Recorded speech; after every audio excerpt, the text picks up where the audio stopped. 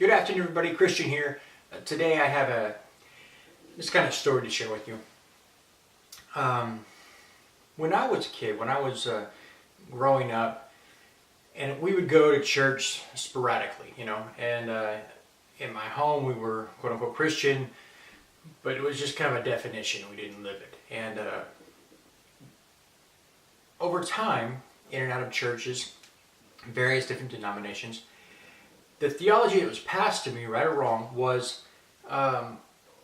you're a Christian and you believe in Jesus, you are under grace, and you follow the 10 Commandments that are actually 9 because you don't actually keep the Sabbath. And that was kind of just how I grew up.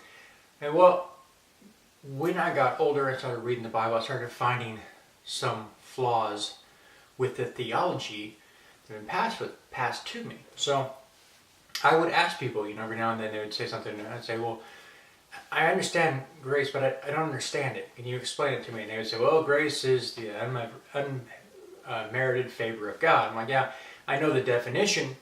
I need, to understand it. I know that part, but I don't understand it. And then they would just repeat the same things, or they would attempt to give me some kind of variation, but it would have massive holes in it that I could simply ask a question, well, what about this? And then it would just fall apart. So I never really had a really good understanding of the theology of the grace message, the accurate grace message.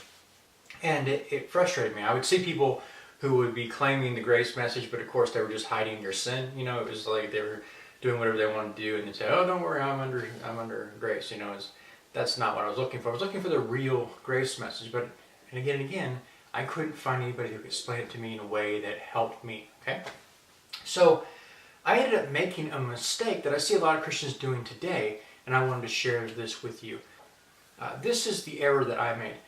As I was reading through the scriptures, of course, I would come to realize eventually that, the 10 Commandments there says, one of them being, you're supposed to be keeping the Sabbath.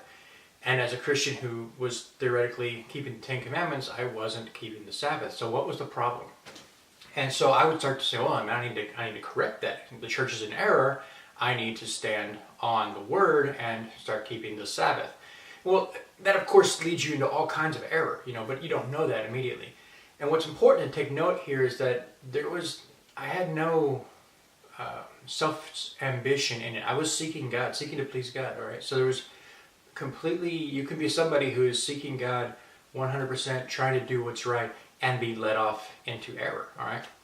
And so I want to point that out because some people who are out there in this error, they're in error. They're not evil people trying to, usurp the throne of God or anything like that, But anyway, in doing that, you start to fall into various different traps. You might find yourself in something like Seventh-day Adventism or something like that, where you were attempting to please God by keeping the 10 Commandments.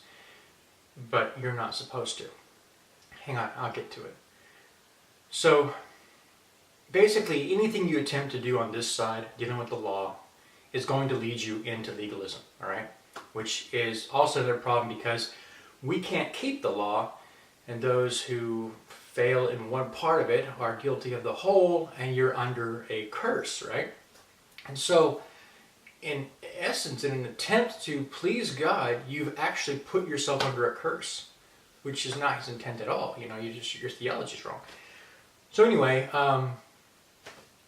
somebody asked me this week, Christian, can you explain why Christians, will cite the Old Testament and so forth and so on, but they don't keep the Sabbath? And so I was like, I want to go Google it and see what other people have said about it and see if I can find some really good way of explaining this to this guy. So I Googled it, and up come this listing, and I read it. The article blew me away. It was the theology I was looking for. It was someone being able to explain the true grace message, the theology of it, in a way that I could receive it and understand it and see how everything balanced and made perfect sense. And so in my attempt to help this individual, I ended up helping myself. The Holy Spirit revealed me and set me free from that trap of legalism that I kept falling into because someone had initially given me, all right, here's the 10 Commandments and here's Jesus, have a nice day. So I'm going to link below in this video description that link. So if you want to read that article, you can do so. I think that's the best I've heard it thus far. Worked for me. The actual individual who asked the question this weekend, he didn't want to hear it from an article because he wanted to hear it from the Word of God.